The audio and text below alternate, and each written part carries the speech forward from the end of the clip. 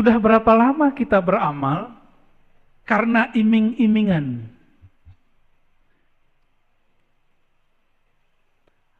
Kalau anak sudah gede, dia sholat itu bukan lagi karena diancam atau tapi karena dia sadar. Semoga nur baginda Rasulullah mengalir pada kita, mulai hijrah dari motivasi pahala kepada motivasi yang memberi pahala. Dari hanya sekedar berharap surga, takut neraka, kepada yang punya surga, yang punya neraka. Untuk teman-teman yang menonton kajian ini, jangan lupa bersalawat kepada Nabi kita Rasulullah Muhammad sallallahu alaihi wasallam. Allahumma salli ala Muhammad wa ala ali Muhammad. Apa kata Imam Athaillah Iskandari? Bismillahirrahmanirrahim. Wanzur ila qawlihi sallallahu alaihi wasallam. Perhatikanlah sabda Nabi Muhammad sallallahu alaihi wasallam. Biasa kita sering dengar tapi tidak wanzur, tidak menelaahnya. Faman kanat hijratu, siapa yang berhijrah ilallahi wa rasulih, kepada Allah. Allah itu di satu tempat atau bukan? Enggak. Karena Allah bukan benda, maka Allah tidak memerlukan tempat. Maka jika disebut berhijrah kepada Allah, itu bukan berpindah secara fisik.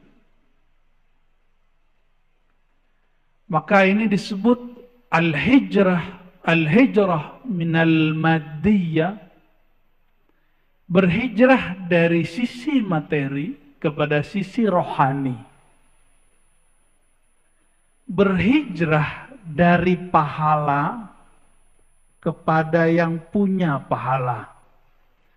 Bapak Ibu, saudara-saudariku, sampai kapan beribadahnya karena pahala? Mau sampai kapan kepada Allah berniaga, bertransaksi? Walaupun di Quran ada hal adullukum ala tijaratin. Betul ada di Quran. Tapi itu awal-awal turun. Awal-awal turun. Hadis ini mengajarkan apa? Siapa yang hijrahnya untuk Allah dan Rasul, berarti siapa yang berpindah, yang gerak hidupnya untuk Allah yang maha zahir dan maha batin, berarti dia mulai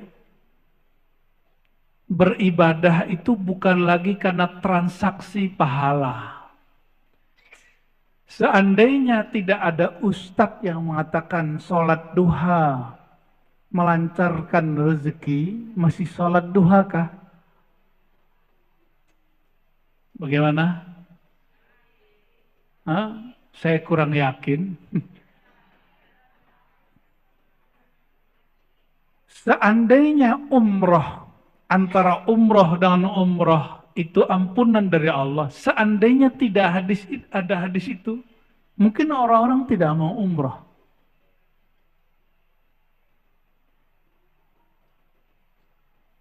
Seandainya tidak ada hadis, siapa yang duduk ba'da subuh sampai terbit matahari, maka bagi dia pahala umroh dan haji tamah sempurna. Siapa yang mau duduk?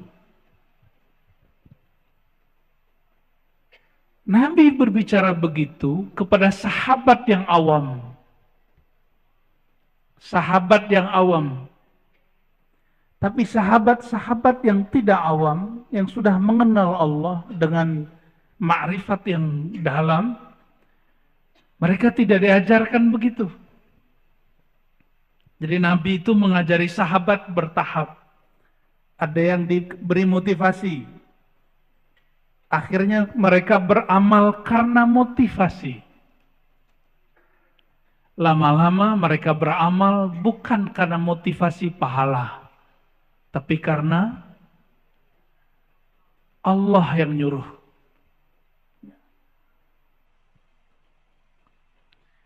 Ciri-ciri anak kecil berbuat amal diancam dulu atau diiming-imingi dulu.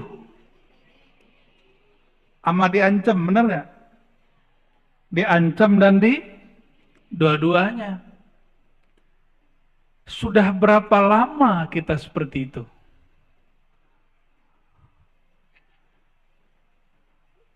Perasaan masih muda aja kata Kiai Soleh ya. Sudah berapa lama kita beramal karena iming-imingan?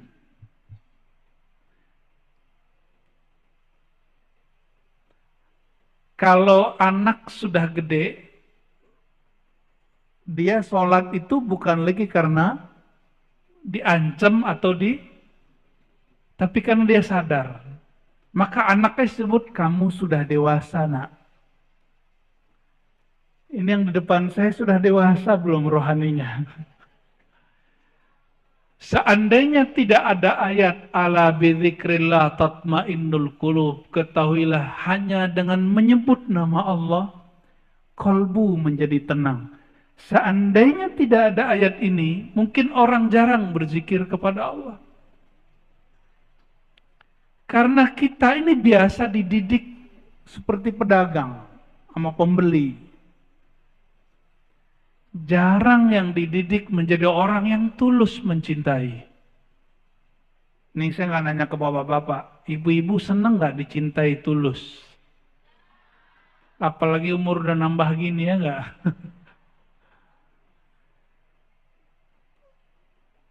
Dicintai bukan karena cantik, bukan karena kaya atau dan lain sebagainya. Kan begitu maunya, benar nggak? Itu Bapak Ibu, ini ibu-ibu saya kabarin, itu sebenarnya sifat Allah yang Allah sedikit percikkan kepada ibu-ibu. Allah itu ingin beri pelajaran. Wahai hamba-hambaku, ini yang disebut sifatul jamal, sifat keindahan atau sifat feminim. Allah itu tidak feminim, tapi disebut jamal. Apa arti jamal? Cantik, indah.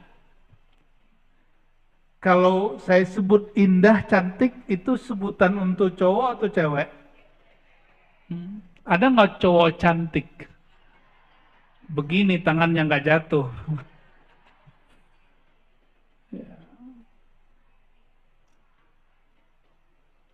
Karena orang yang diberikan sifatul jamal, sifat indah dan cantik, ingin dicintai apa adanya, Allah ingin berkalam.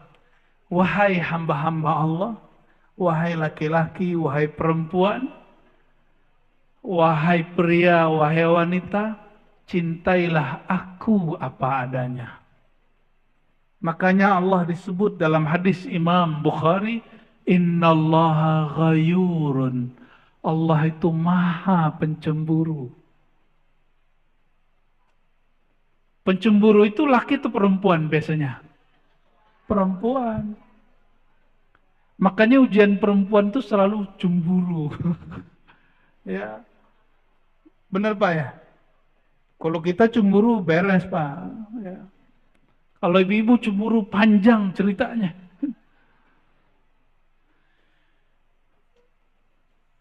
Tapi bukan berarti Allah perempuan. Tapi sifat perempuan itu percikan dari sifat Allah Subhanahu wa ta'ala. Berat nggak ngaji ini? Enggak kan? Kalau enggak saya ganti topik. Saya rasa temanya biasa. Hal yang biasa, tapi kita bawa ke ranah yang luar biasa. Insya Allah. Kan hijrah. Ya. Kajian kita juga mesti hijrah. Kajian kita juga mesti hijrah. Ya.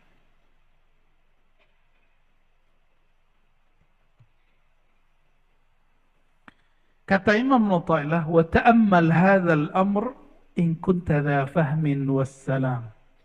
Wahai muridku, perhatikanlah hadis ini jika memang kamu punya akal sehat, punya pemahaman yang tajam. Lalu oleh Imam Al-Khatib Al-Waziri, beliau menukil kalam Imam Abu Yazid. Ya. Abu Yazid ini didatangi oleh seorang laki-laki. Lalu laki-laki ini mengatakan, ya Sayyidi Ausini, wahai Tuan Syekh, wahai Pak Kiai, kira-kira begitu sekarang. Wahai Pak Kiai Soleh gitu ya. Kalau di sini kiainya siapa? Abu Yazid. Abu Yazid ini wafat tahun 261 Hijriah. Ini ilmu Kiai Mustafa Yakub menghafalkan wafatnya ulama ya. 261 Hijriah. Sekarang kita 1440. Bener. Jangan salah lagi loh. Berarti sebelum maghrib tadi berapa? 1440. Nah, dalam Islam waktu itu dimulai dari maghrib. Makanya ada doa sebelum berpisah dengan tahun lalu, ada doa setelah masuk ke tahun baru. Meskipun oleh sahib kita yang di luar sana, bukan di luar masjid, di luar pikiran kita, tradisi itu bid'ah, tapi ulama kita bilang tidak. Kenapa? Ini mengikuti Umar. Sayyidina Umar, dialah yang mempelopori tahun baru Hijriah. Kalau Umar sudah buat, maka kita isi dengan doa. Man sanna sunnatan hasanatan falahu ajruha wa ajru man amila biha. Ya. Kalau orang buat sesuatu yang baik, siapa yang ikutinya dapat keberkahan kebaikan. Ya. Imam Abu Yazid ditanya, wahai Tuan Syekh, wahai Pak Kiai Abu Yazid, tolong beri aku nasihat. Sering datang ke Kiai, terus ngomong, Pak Kiai nasihati saya. Benar nggak? Itu tradisi ulama salafus saleh. Lalu Imam Abu Yazid berkalam, in a'taka minal arsy ilal farsh, faqul lahu la, innama anta urid. Kata Imam Abu Yazid, wahai sahabatku, jika engkau diberikan Allah kejayaan aras, aras itu di puncak surga. Surga itu yang tertinggi apa? Firdaus. Tapi langit-langitnya surga Firdaus, langitnya itu aras. Berarti puncaknya surga Firdaus aras Allah. Yang boleh naik aras itu cuma orang-orang spesial. Di surga Firdaus hanya boleh bertemu Allah 2 kali dalam sehari. Sedangkan di aras boleh setiap saat. Maka banyak nanti di antara kita antri ingin masuk surga Firdaus. Dari surga Firdaus nggak puas ingin masuk ke naik ke aras Allah. Tapi nggak mudah. Nggak mudah, ketemu kiai aja sulit, apalagi ketemu Nabi Muhammad sallallahu alaihi wasallam. Benar nggak ketemu kiai sulit? Benar. Coba aja mau ketemu Abah Lutfi, nggak mudah loh. Ketemu Kiai Fulan, Habib Fulan, nggak mudah. Itu baru ketemu pewaris Rasulullah, zuriat Rasulullah sallallahu alaihi wasallam. Jangan dikira mati langsung ketemu Allah, enak bener. Mati langsung ketemu Rasulullah, enak kali. Nah begitu. Orang yang meninggal ketemu Rasulullah, hidup dia bersama Rasulullah sallallahu alaihi wasallam. Apa kata Imam Abu Yazid? Seandainya engkau diberikan sorga, puncaknya sorga aras, atau kenikmatan dunia al-faras. Al-faras itu nikmat kasur maksudnya. Nikmat menikah. Faqul lahu la. Jawablah, katakan kepada Allah, ya Allah, bukan ini yang aku mau. Innama anta urid. Yang aku kehendaki hanyalah engkau, pemilik sorga. Ini namanya hijrah. Ini hijrah versi Imam Abu Yazid, Imam Salafus Saleh. Hari ini banyak yang berbicara salaf. Ini versi salaf yang ruhaninya. Banyak orang menyebut kata salaf hari ini untuk menyakiti umat Islam. Benar nggak? Menyebut salaf untuk menyalahkan umat Islam. Tapi kalau kita nyebut salaf untuk menyebutkan spirit, semangat orang-orang terdahulu. Nah, itu perbedaan kita yang bersanad kepada mereka dengan mereka yang mengklaim selalu ikut salaf. Ya. Gak usah rebutan, ya. Yang penting punya sanad. Apa arti sanad? Silsilah ilmu. Saya mau tanya Bapak Ibu, kalau disuruh milih sorga Firdaus atau sholat 2 rakaat, pilih mana? Bingung kan?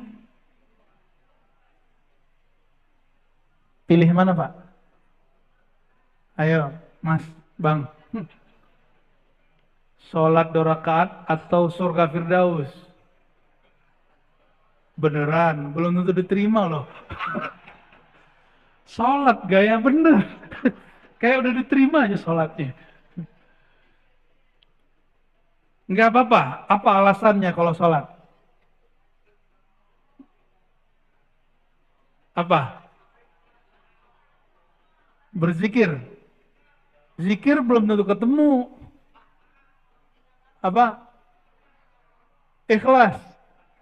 Beneran sholatnya ikhlas. Jangan-jangan sholatnya pengen rezekinya lancar. Ibu-ibu kalau sholat sama sorga Firdaus pilih mana? Sama Bang Firdaus ya maunya. Beneran. Wah keren juga nih jamaah Kiai Soleh ini.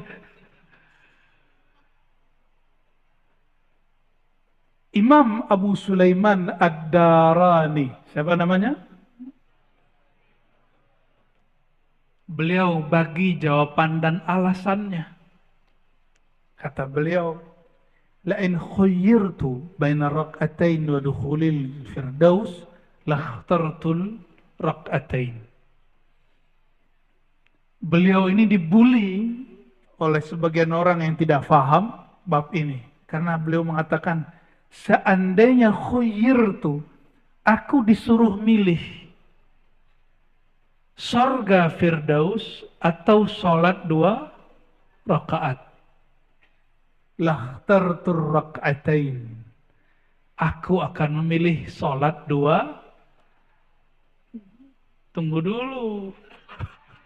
Sholat beliau pasti diterima Pak. Karena beliau sholat itu nggak tahu lagi kiri kanan. Tapi kalau saya milih Firdaus, karena saya belum tahu sholat saya diterima. Ayo yang mana ayo? Mulai bingung kan? Mulai bingung. Kata beliau, li'anni fil firdausi bihazzi. Karena aku berharap surga Firdaus itu keinginanku. Sedangkan rak'atain bi Rabbi, aku bersama yang punya sorga Firdausil A'la. Yang benar nih Pak. Udah begitu belum sholatnya? Nah, mirip-mirip. Ini saya kasih ilustrasi. Kalau kita ngobrol, duduk bersama orang yang kita senengin, apalagi lawan jenis, masa-masa dulu, masa muda. 5 menit, bukan, 5 jam rasanya berapa? Bener. Mau balik dulu, antar aja gitu ya. Bener gak? Bener ya? Tahu-tahu sudah matahari udah terbenam, udah maghrib. Dek, udah maghrib. Belum isya gitu. Tuh, pengalaman tuh. Itu baru ama makhluk yang kita senangi. Laki-laki senang dengan perempuan yang jamilah, yang indah. Wajahnya, budi pekertinya. Perempuan senang dengan laki-laki yang nyaman diajak ngobrol. Apalagi nyaman dompetnya. Allahumma sholli ala sayyidina Muhammad. Bener ya? Sama orang yang kita senangi, lama itu terasa sebentar. Betul? Ya. Kalau sama Allah kira-kira gimana? Kenapa orang bayangkan dengan Allah itu menakutkan? Karena selama ini kita dididik menakutkan. Allah itu tukang ancam. Allah itu suka ngancam, awas lo kamu masuk neraka lo. Ahli bid'ah lo. Ya. Makanya kajian-kajian begitu tuh rame. Kenapa? Karena dari kecil sudah dididik mengancam. Kamu gak sholat, neraka lo. Kamu begini, neraka lo. Gitu aja terus. Akhirnya ketika ingin hijrah, udah dewasa ingin hijrah, dengar orang baca hadis. Apa hadisnya? Kullu bid'atin dalalah wa kullu dalalatin finnar. Seneng aja bukan main. Setiap bid'ah itu sesat. Setiap sesat itu masuk neraka. Awas ente. Jadi orang-orang yang suka kajian-kajian ancam mengancam itu memang dididiknya begitu dari kecil. Jadi bukan salah kelompok itu sebenarnya. Tapi memang kita dari kecil dididik bab ancam mengancam. Jadi otak itu udah otomatis. Otak ini kan sering, kalau sering diasah dia akan mengikuti pola-pola itu. Alhamdulillah saya sering dididik guru-guru dan orang tua saya dengan apresiasi. Jarang diancam. Bahkan kalau nilai kami rendah. Percaya nggak Bapak Ibu, nilai akidah akhlak saya dulu 4. Karena tiap hari tengkar mulu. Nonjok orang lah, nendang orang lah, bonyok itu orangnya. Karena hobinya dulu silat sama karate. Tapi bapak saya pulang bilang 4. Ya, masih kelas 2, semester 1, nggak apa-apa, ntar juga bagus ya. Nggak pernah ngancem. Kapan bapak saya ngancem? Sekali aja. Saya kelahi Pak. Mata kita merah. Pulang, mata merah. Lidi dia ambil sama itu, rotan. Lari lagi. Tongkar lagi, ngalahin orangnya. Jadi cara didiknya beda. Semoga Allah merahmati kedua orang tua saya. Ayahanda masih hidup, ibu sudah berpulang. Sudah berhijrah ke alam barzah. Bapak Ibu yang karena Allah, kalimat ini jangan ditelan mentah-mentah ya. Betul dalam alam rohani, kalau kita sudah mengenal Allah, sudah merasakan namanya bab ihsan. Ihsan itu memandangnya dan dipandangnya. Ini biar indah. Mandang orang yang kita suka seneng gak?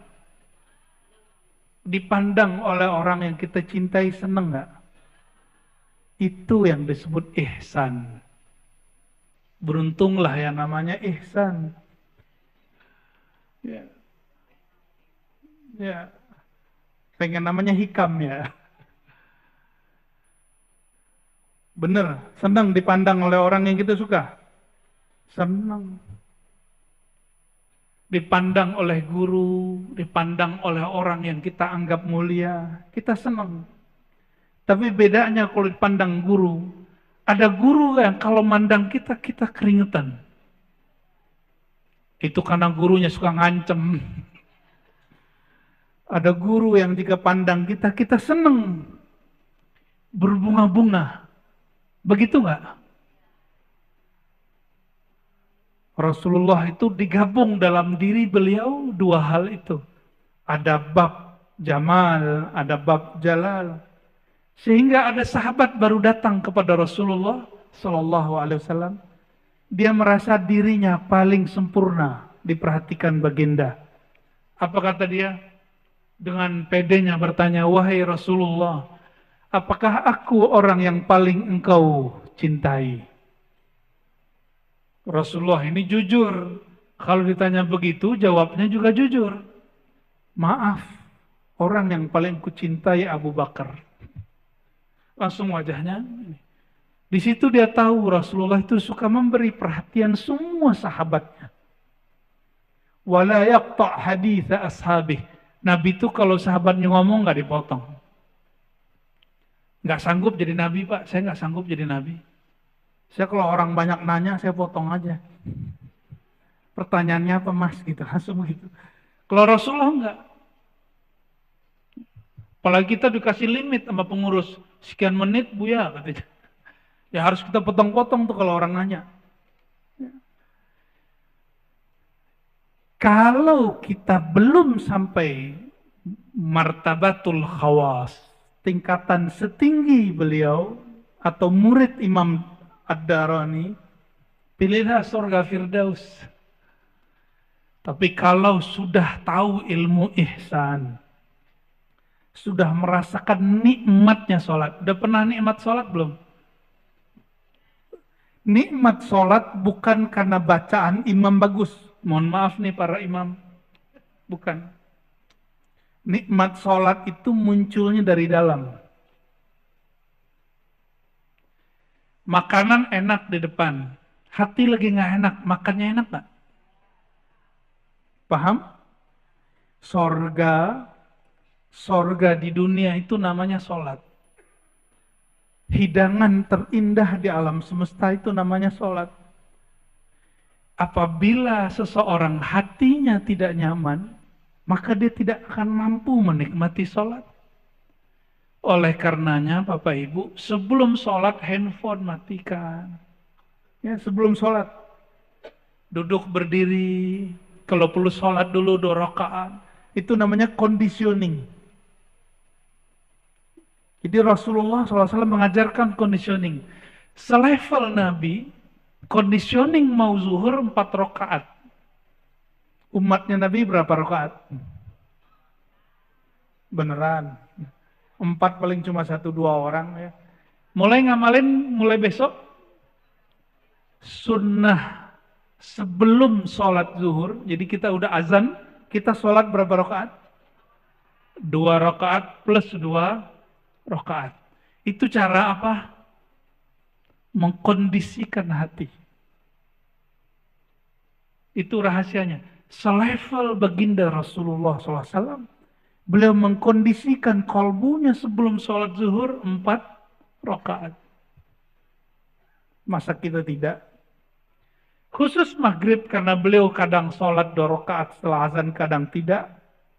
Bahkan di riwayat itu disebutkan siapa yang mau sholat, yang tidak, nggak apa-apa.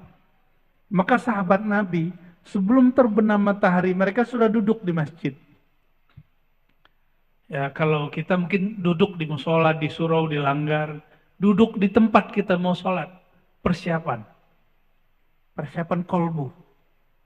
Orang mau ujian aja persiapan, kenapa dia mau sholat dia tidak persiapan?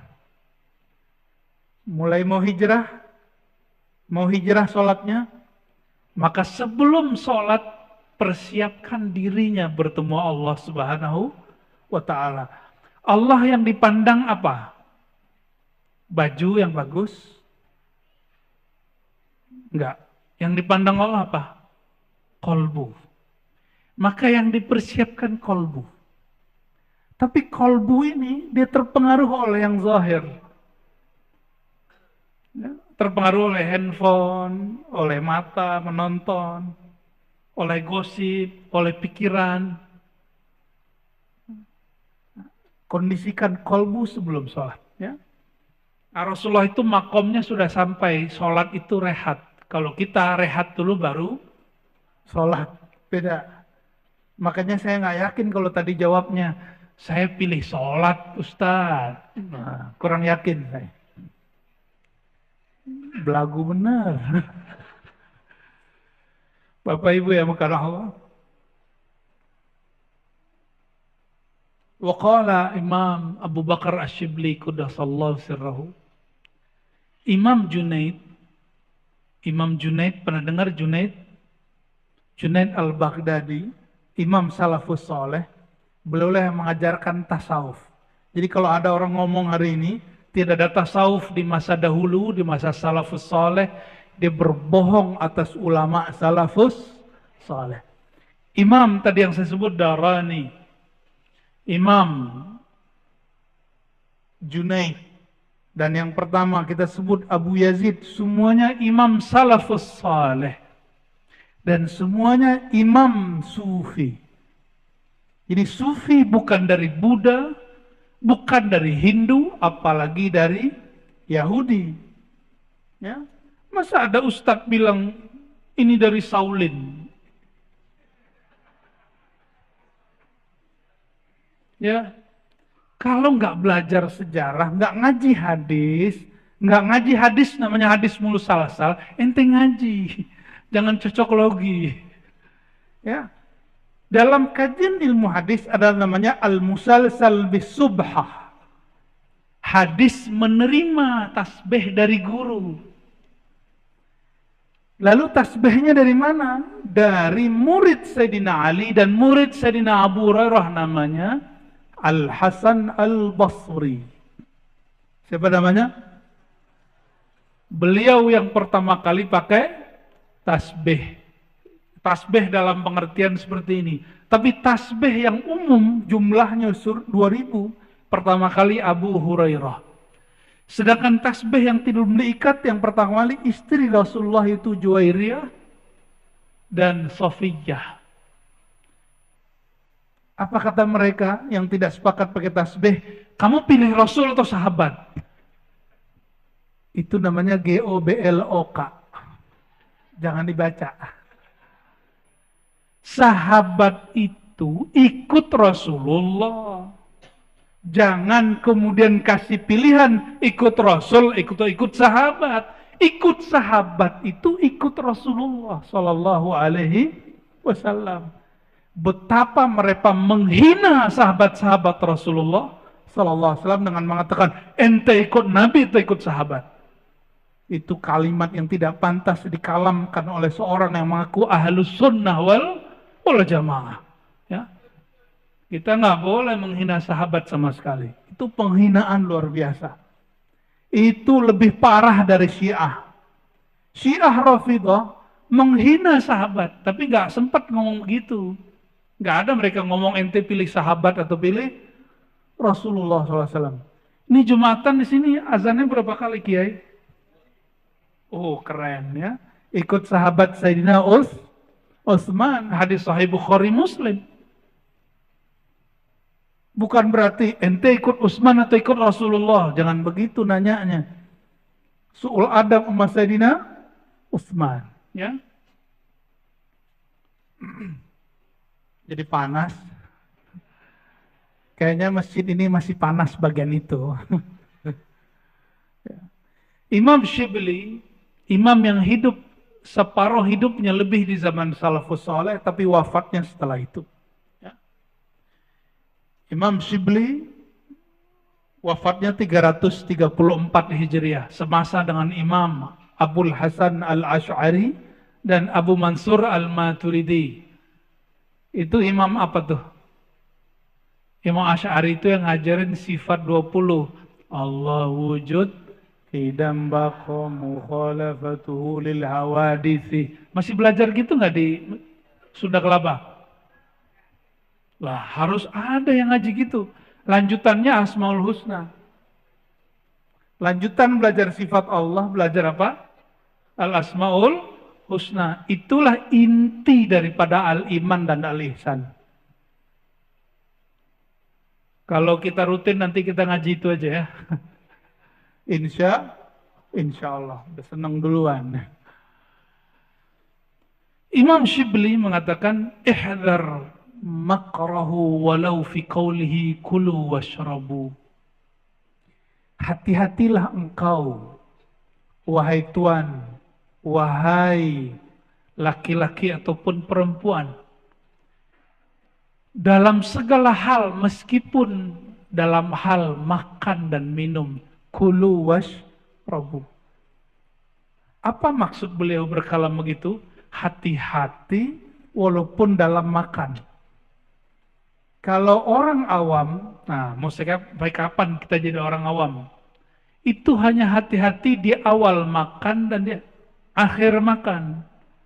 Awal makan baca bismillah, akhir makan alhamdulillah.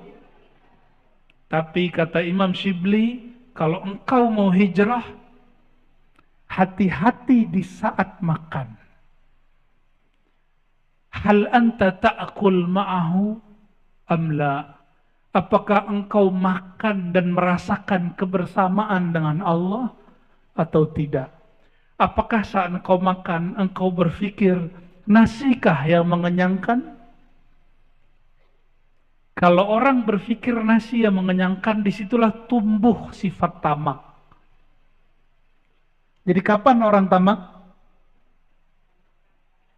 Kalau dia meyakini nasi yang mengenyangkan. Kapan orang mulai korupsi?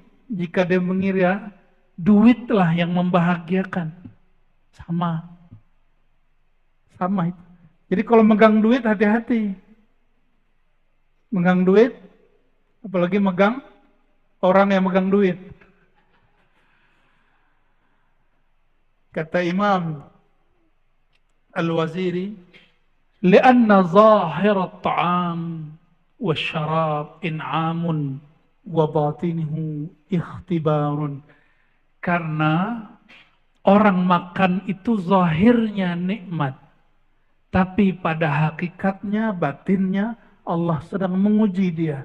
Dia sedang makan, dia berpikir siapakah yang mengenyangkan. Dia sedang minum obat, dia berpikir siapakah yang menyembuhkan. Gimana kira-kira? Yang sering kita lupa ya. Maka mulai malam ini Bapak Ibu, mulai malam ini, hijrah makan bagaimana? Bismillah itu terjemahannya, aku makan bersamaan dengan nikmat Allah. Bi-nya di situ berarti ma'a. Apa arti bi di situ? Ma'a. Ma'a berarti bersama. Aku makan dengan pemberian Allah. Kalau sudah begitu udah makan suka-suka.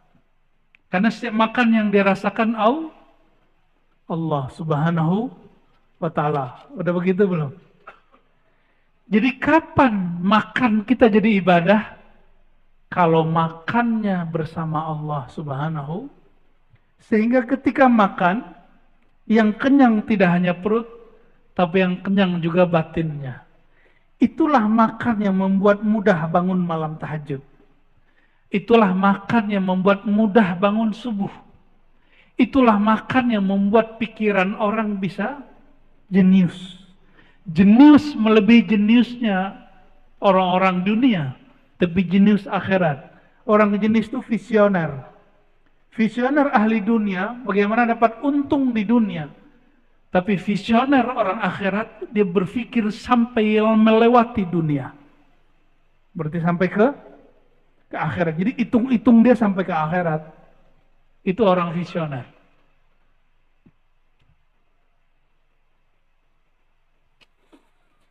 Nah, perhatikan di situ. Makannya karena berpikir nasilah yang mengenyangkan, airlah yang menyegarkan. Maka coba lihat, ada orang minum, gimana cara orang yang lupa kepada Allah minum? Satu nafas. Minum begitu hanya boleh minum air zam-zam, tapi tegukan yang ketiga kali. Kalau hamba Allah minum enggak? Hamba Allah minum dikit-dikit ya. Saya izin minum dulu ya. Bismillah. Nah, dikit-dikit seperti itu.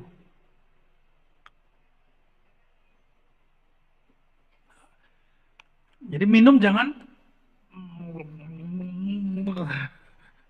itu minumnya bi bi na bina bini. Itu hewan yang minum begitu. Maka disebut di Quran ulaika kal an'am. Dia berpikir air yang menyegarkan. Masih ingat kisah Tolut? Tolut itu diuji oleh Allah dan pasukannya. Itu pasukannya banyak. Pasukannya awalnya puluhan ribu. Tapi turun perintah wahyu. Wahai Tolut, kalian boleh minum dari air sungai. Itu mereka kehausan, berhari-hari nggak ketemu air. Tapi hanya ini apa namanya? Apa sih namanya bahasa Indonesianya? Sauk. Ya, gitu aja deh ya. Segini, setelapak. Ambil air, gitu. Ini ilmu wudhu. Pernah belajar wudhu nggak? Tapi bab ini jarang orang mengajarkan. Kalau kita berwudhu, nah, bagian air sedikit saja, bagian wajah, kita minum. Ya. Ada yang ngajarin begitu nggak? Bid'ah nggak nih? Ya. Di kitab-kitab lama masih ketemu Pak begitu. Ya, itu manfaatnya ada. Nanti kalau kita ketemu lagi kita jelaskan rahasianya. Ya. Ternyata caranya diambil dari mana? Dari Tolut minum air. Berarti kalau begitu airnya sedikit kan? Karena belum dituang ke mulut dia sudah tumpah duluan. Disitulah Allah mengajari Tolut dan pasukannya. Dia dan pasukannya 313. Tadinya berapa orang? Puluhan ribu orang ikut. Begitu dalam satu riwayat lain ribuan orang. Tapi karena perintah kalian tidak boleh minum kecuali hanya seteguk dari bekas tangan. Apa kata yang lain? Ah, ini nggak masuk akal. Masa kita mau perang nggak boleh minum? Jadi dia berperang pakai akal. Akal yang sempit ini. Otak kita kan kecil sekali. Akhirnya banyaklah minum, diambil satu gayung, blok, ngantuk. Yang lain muncul rasa takut. Jadi orang itu kapan dia muncul rasa takut miskin, takut mati, kalau perut sudah kenyang. Perut sudah kenyang, tabungan sudah banyak, mulai muncul rasa takut mati, takut miskin, takut dicuri. Benar nggak? Kalau nggak nabung apa yang mau dicuri? Ya, itu mulai muncul tuh. Sama, pasukan Tolut mundur. Yang maju cuma 313 orang. Sama dengan Ahlul Badar, 313 orang bersama Rasulullah SAW. Ya, dia nggak boleh tamak. Nggak boleh tamak sama sekali. Nah, coba hijrah minum, tadi hijrah makan. Mulai malam ini, detik ini, kalau minum bukan lagi dengan meyakini air yang menyegarkan. Toh, tentara Tolut mengalahkan musuhnya Jalut. Mereka jumlahnya cuma 313 dan minumnya sedikit. Karena yang menyegarkan, yang menghidupkan bukan air minum, tapi Allah Subhanahu wa Ta'ala. Benar nggak nih? Ya. Nanti ada masa Bapak Ibu, gak tahu nih sebagian ibu-ibu mungkin sudah dipanggil Allah nanti. Nggak nakut-nakutin. Sebagian kita sudah dipanggil Allah nanti Bapak-Bapak. Ada masa orang karena air satu gelas bunuh-bunuhan. Sekarang belum Pak. Ini sudah mulai. Coba, adakah orang Jakarta minum air sumurnya? Nggak ada, karena sumur kita sudah ternodai, sudah tercemar. Semua kita minum pakai air, bukan aqua ini. Tuh, alam bawah sadarnya sudah begitu. Semua orang nanti minum begitu. Ada masa itu air nggak ada masuk ke Jakarta. Berebut Pak minum ini, bunuh-bunuhan minum ini. Di semua negeri, dimanapun. Itu fitnah akhir zaman. Saya nggak nakut-nakutin. Rasulullah yang mengabarkan. Sallallahu alaihi. Kalau nggak sanggup meninggal aja sebelumnya ya. Bayanginnya sulit kan? Tuh banyak yang mau minta mati sebelumnya tuh. Tapi kalau sudah ngaji bab hijrah minum, dia faham. Yang menyegarkan, yang menghidupkan bukanlah air. Tapi Allah subhanahu. Ya teorinya gitu Pak, teorinya. Coba aja ntar ya.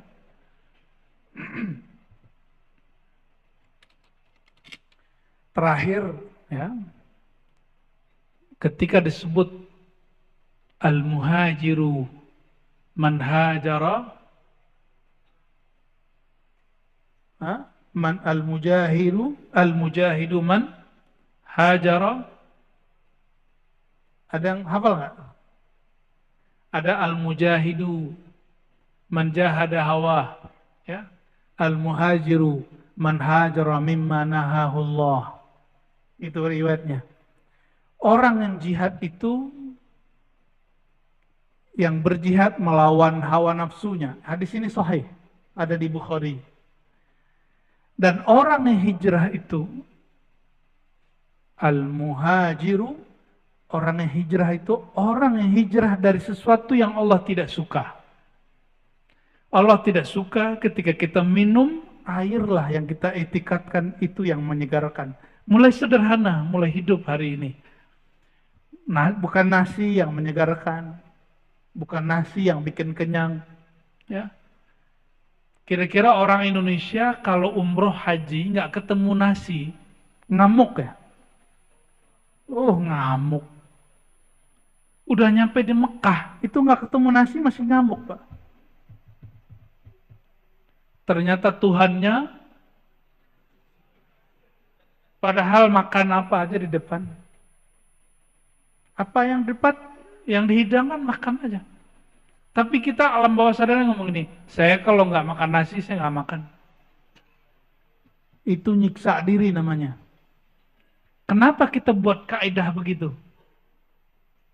Karena belum hijrah.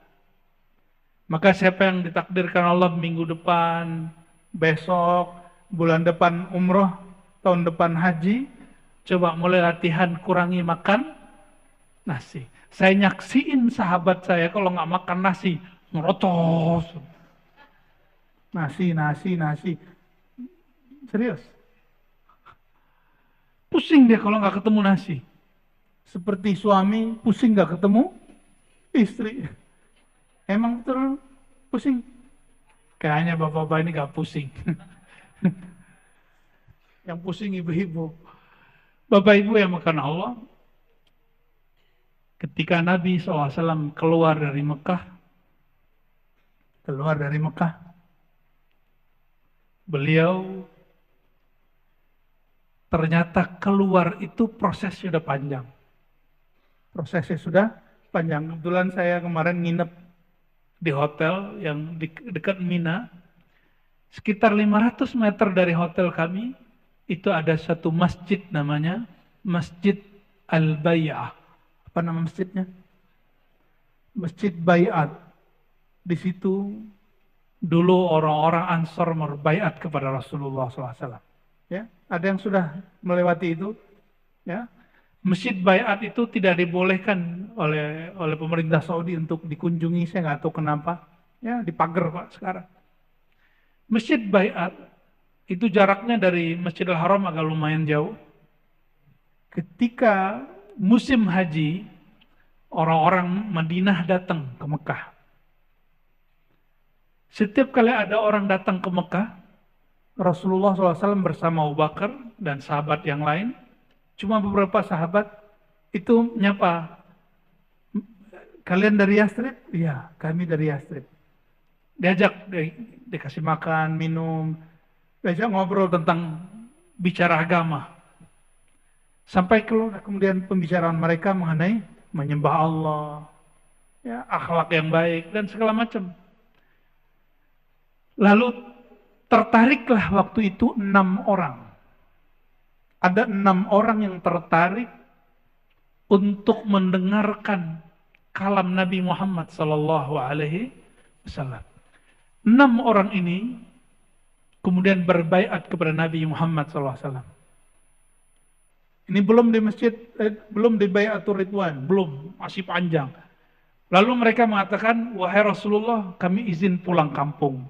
Ketika mereka pulang kampung, setiap sahabat yang 6 pulang ke rumah bawa berita kabar baik. Ternyata di Madinah sudah muncul kabar yang diberitakan oleh orang-orang Yahudi bahwa akan muncul Nabi akhir zaman. Jadi siapa yang mengabarkan? Orang Yahudi. Lalu orang Madinah, orang Yathrib mengatakan, Bani Khazraj, wahai ahli Madinah, jangan keduluan orang Yahudi. Fala yasbiqannakum al-Yahud. Jangan keduluan Yahudi. Nabinya kami sudah ketemu, kata 6 orang ini. Maka 6 orang ini, semua keluarganya dan sukunya ikut Islam. Tapi 6 orang ini kemudian datang lagi ke Mekah, beberapa bulan setelahnya, bawa 12 orang dan beberapa perempuan, 1 perempuan atau 2 perempuan. Lalu mereka baiat di tempat yang disebut Masjid Al-Bai'ah. Silakan cek, buka GPS, ya. Mina, lalu di antara Mina dan Mekah, Masjidil Haram itu ada namanya Masjid Bai'ah. Mereka baiat di situ berapa orang jumlahnya? 12.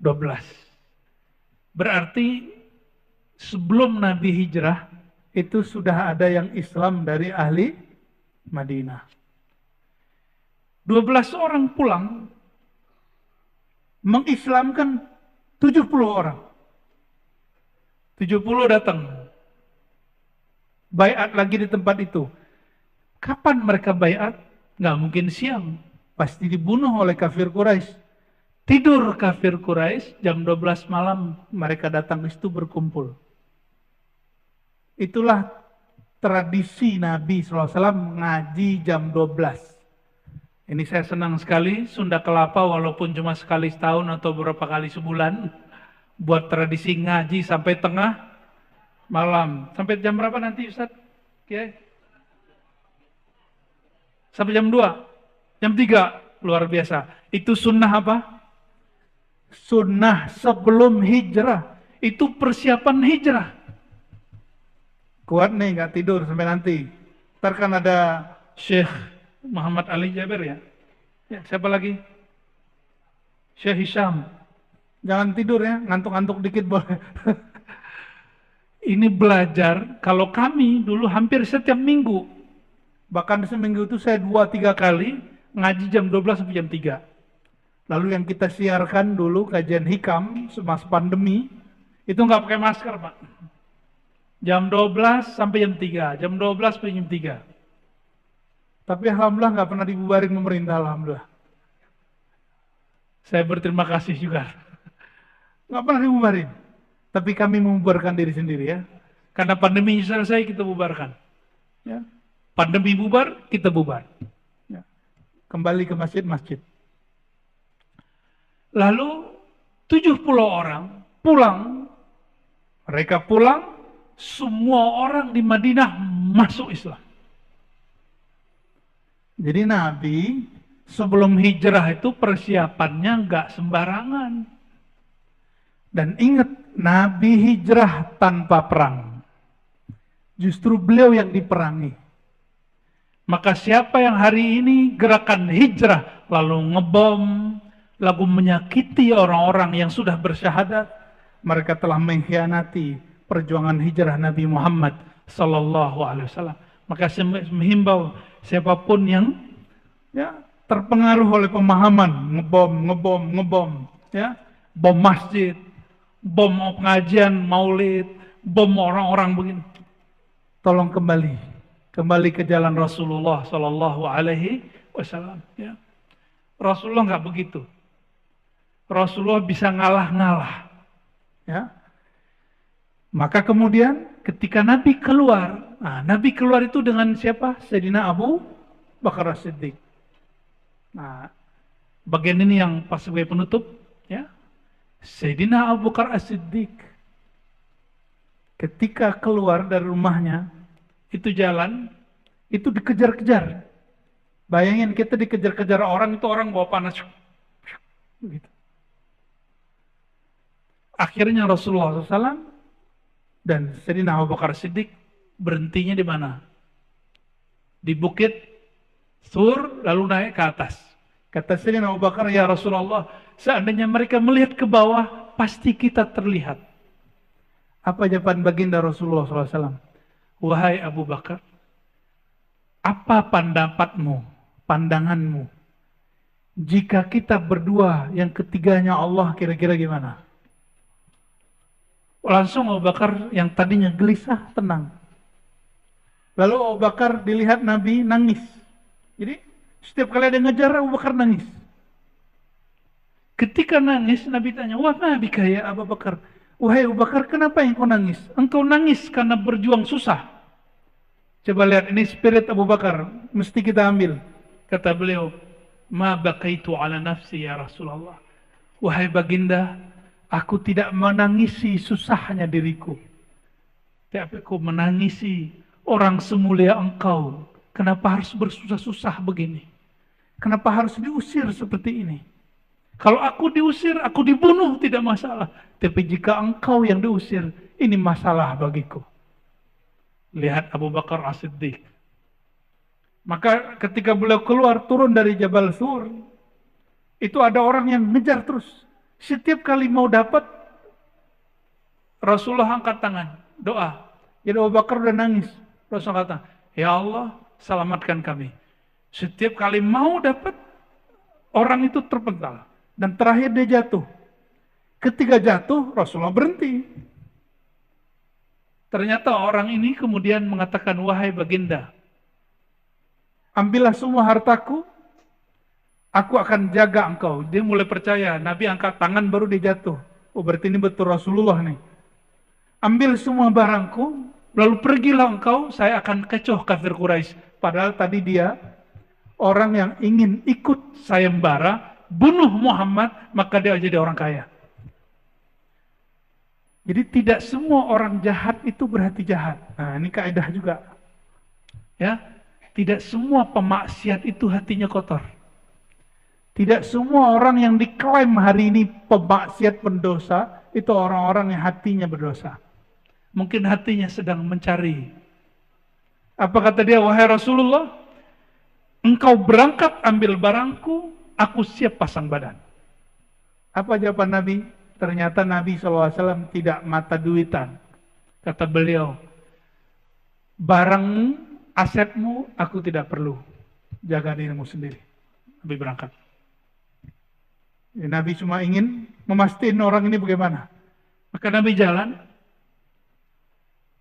Sampai Nabi di suatu perkemahan, kemahnya lusuh. Ada peternakan di situ. Yang punya perkemahan perempuan, namanya Ummu Ma'bad. Siapa namanya? Ini yang cerita suaminya, Abu Ma'bad. Hadis ini sahih riwayat Imam Tirmizi dan imam-imam yang lain. Kata Ummu Ma'bad, kata Abu Ma'bad, suatu kali saya terheran melihat istriku punya susu banyak sekali, punya susu kambing. Padahal kami lagi paceklik. Lalu aku bertanya, wahai istriku Ummu Ma'bad, apa yang terjadi padamu? Kata Ummu Ma'bad, barusan ada orang aneh, tapi wajahnya cerah. Saya mengatakan kambingku tidak ada yang bunting. Tapi dia mengatakan, itu ada kambing satu yang lusuh, tolong bawa sini. Lalu aku ngambil. Aku ambil itu kambing, domba, Lalu Rasulullah urut-urut, disayang-sayang. Ya, ada nggak yang punya kucing-kucingnya diurut-urut? Beneran? Ya, punya kambing nggak berani ya? Diurut-urut, lalu bagian susunya itu itu bukan lagi bunting, Pak. Nggak ada susunya. Apa kata Nabi? Wahai domba, wahai kambing, semoga Allah memberkahimu. Betapa beruntungnya si kambing dipegang-pegang oleh Rasulullah Sallallahu Alaihi Wasallam. Itu nggak ada air susunya, Bapak Ibu. Dipegang sama Nabi, habis diurut oleh Rasulullah SAW, itu langsung air susunya, dan susunya itu penuh. Nabi kemudian pencet, keluar. Ambil wadah penuh, ambil lagi yang baru, ambil lagi yang baru. Bingung mau apa? Ini orang makhluk apa ini? Dia bingung. Rasulullah SAW ternyata ada yang ikut ngawal beberapa orang setelah itu, bertiga beliau. Kemudian ambil, nah ini akhlak baginda Rasulullah SAW. Ambil, lalu beliau sodorkan ke tiga orang itu. 1, 2, 3, dan ke Ummu Abad. Yang lain minum. Fasyaribtu, kata Abu Bakar, hatta rawitu. Aku minum sehingga aku puas. Aku minum sehingga aku puas. Lalu kami bertanya, wahai baginda, kapan engkau minum? Jawaban beliau, orang yang memimpin kelompok dia adalah pelayannya. Maka aku terakhir minum. Dan minum semua, baru beliau minum. Sallallahu alaihi wasallam. Sampai detik itu, Ummu Ma'bad belum tahu bahwa yang memeras susu itu siapa? Rasulullah sallallahu alaihi wasallam. Maka dia orang paling berani mandang Rasulullah, dilihat dari ujung rambut sampai ujung kaki.